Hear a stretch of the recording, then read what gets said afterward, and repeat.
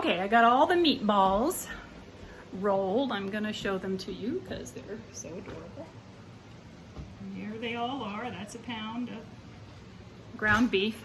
Took about, I don't know, I was gonna time it, but it was about 15 or 20 minutes to roll those. So that's an extra time that you may not want to put into making your soup, and that's totally fine. I've just popped them in the oven at 350, and they'll probably just go about 10 minutes or so.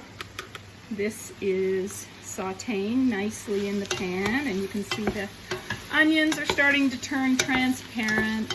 I don't have any certain amount of time I let them saute in there. I just generally do it while I'm doing other things, but once they start to go transparent, then it's usually time to start adding in the liquid and the beef and stuff. So I'm going to open up a can of tomato paste.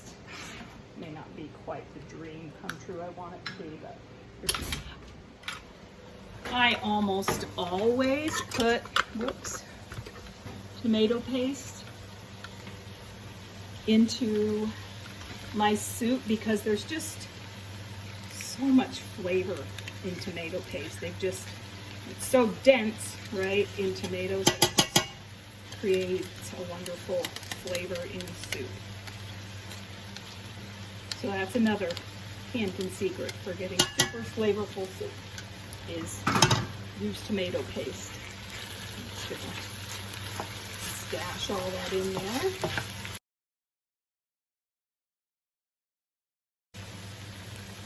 I'm going to get my my broths and add those in. So we'll pause for a second while I gather them up.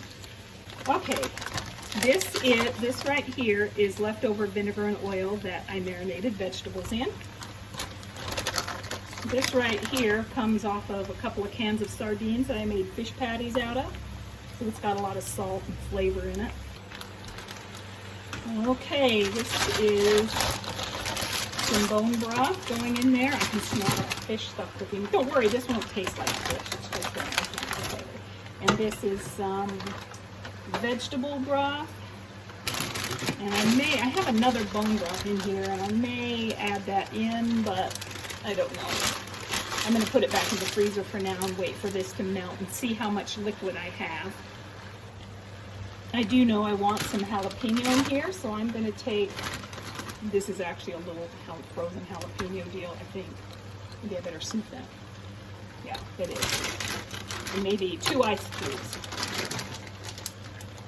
If it's not hot enough, which I like just a little zing on my tongue, I'll just add more after I start tasting my broth. Add a little bit of salt water left over from my fermenting those celery, so I'm just going to dump that in there too. So that's going to take a minute to all boil down. I like to buy these big cans of white hominy, and I like to put about a cup of hominy in there.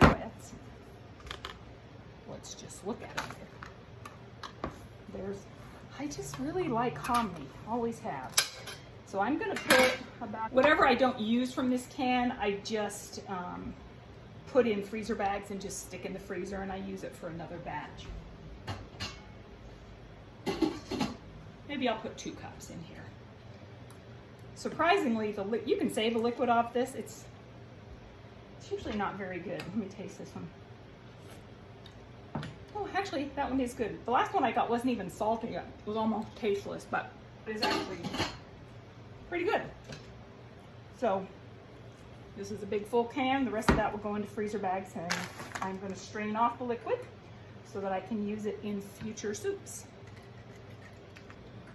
So this is just pouring the hominy juice liquid into containers. I put as much in a container as I think I might use in making the soup. That went pretty nice into 2 containers.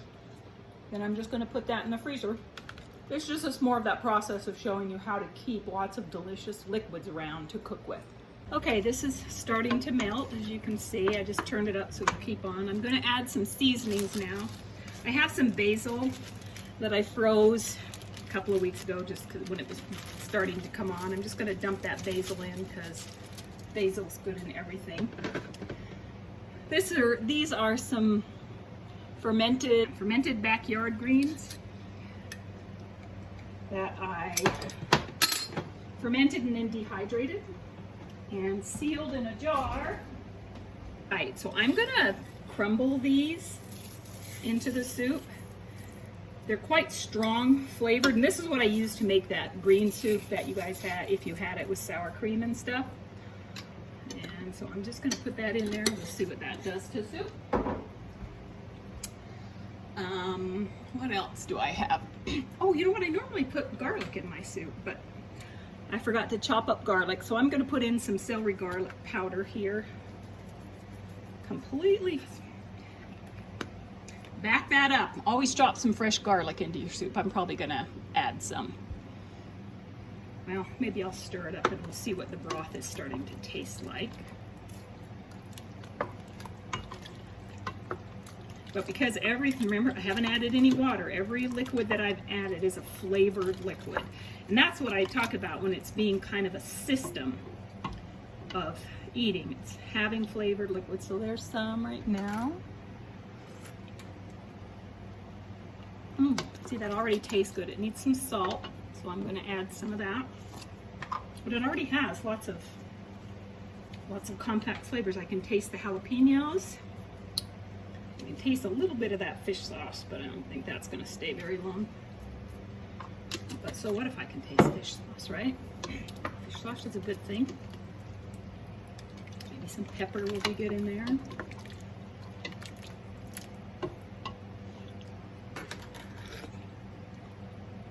Oh, that's good. That's good. I'm liking it. Okay, I'm gonna pour in a little red wine too. You'll see this kind of darkens up the color a little bit. Just adds lovely depth of flavor to it. Also, essentially the only thing I have left to add to this is going to be I'm going to put some garlic in there for sure. And then I'm going to add the meatballs when they're out. So let's pause that for a second. Okay, the meatballs are ready. So I'm going to just toss them in.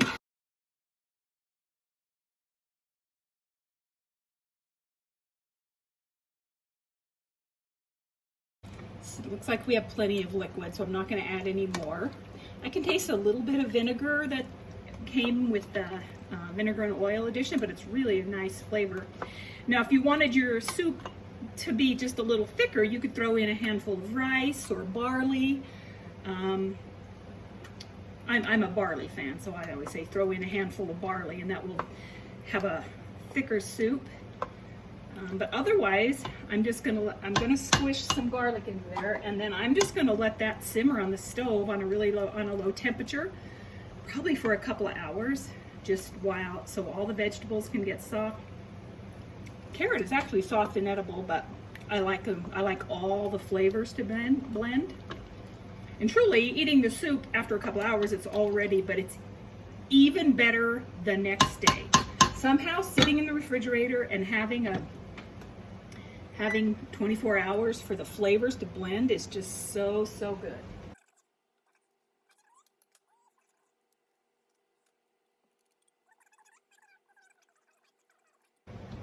See that starting to bubble now? So I'm going to turn that down to low, and I'm going to put the lid on, and we're just going to let that cook. For meat, we got our celery, carrots, onions, whatever other vegetables you like. And then we're going to go to the liquids that you use, which are going to be liquids that you've been saving from everything that you cook with. Again, if you don't have any ferments, and it's fine if you don't, you can use the liquids from your canned vegetables. You can use tomato paste. Tomato paste is always a nice flavorful liquid. You could pour a can of tomatoes in there if you like it. Buy some red and white wine at the store and use it for cooking, because if you don't have ferments, cook with some wine, because that's going to really enhance the flavor of your soup. Then a lot of times I'll just go buy like kale at the produce department, or the bagged kale, and I'll just chop that up real fine and throw kale in something. But You can see a soup is pretty easy. Really, from start to finish, if I wasn't talking to you guys, that probably would have taken me 20 minutes, maybe 30 minutes all told to get everything in the pot and have it cooking. And I don't think cooking from scratch takes longer. I think cooking from scratch takes planning. So you have to know that you're going to eat it in a couple of hours. So maybe you make it the day before.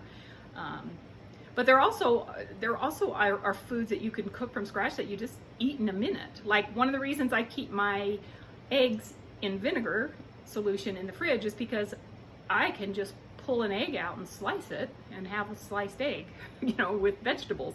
If I have fresh vegetables in the fridge like squash or greens, I can just saute those greens in some butter or something and throw them on, literally in 10 minutes. You know how to stir fry. You just throw vegetables in the pan, you stir it until they're still crispy, but they're hot all the way through, and then you just eat them. It takes minutes. It just doesn't take any longer than it does to dump a tray of chicken nuggets and then let it cook for 20 minutes. By the time those are cooked, you will have had everything chopped, cooked, and already on the table. So a lot of meat can just be prepared ahead of time and eaten. I like, you know, I get those sausages at Costco that are they're already cooked. All you have to do is 1 minute microwave them or cook them out on the grill. You like to cook on the grill, but we think that cooking from scratch is so complicated, but it's not. It's actually easier, and of course it's more healthy. I'm not gonna soapbox on that right now. This was about soup.